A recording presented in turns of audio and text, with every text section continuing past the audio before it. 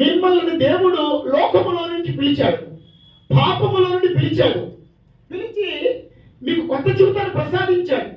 గతంలో మన పాపాలు ఎలాంటివైనా కూడా మన పాపాలని దేవుడు క్షమించేశాడు. మన నేపథ్యం ఏదైనా, మన అలవాట్లు ఏవైనా, మన బుద్ధులు ఏవైనా, మన క్రియలు ఏవైనా, మన కార్యాలు ఏవైనా కూడా అవన్నీ పట్టించుకోలేదు. ఆయన క్షమించేశాడు. క్షమించన్నాడు, ఫాలో మీ అన్నాడు అనమాట అండి. నీవు ఆయన వెంబడించకుండా, ఆయన మార్గం నడుచుకోకుండా, ఆయన చెప్పిన మాట వినుకోకుండా నేను ఆయన్ని ప్రేమిస్తున్నాను అంటే,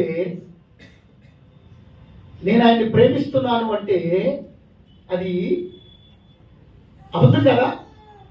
కాబట్టి ప్రభునందు ప్రియమైన దేవుని బిడ్డలారా, నిన్ను దేవుడు ఏ పాపం నుంచి పిలిచాడో ఆ పాపంలోకి నువ్వు మళ్ళా వెళితే, ఏ జీవితంలో నుంచి పిలిచాడో ఆ జీవితంలోకి నువ్వు మళ్ళా వెళితే, ఏది విడిచిపెట్టమన్నాడో దాన్ని నువ్వు మళ్ళా అనుసరించడం ప్రారంభిస్తే, నీవు దేవుడిని ప్రేమించినట్లు కాదు.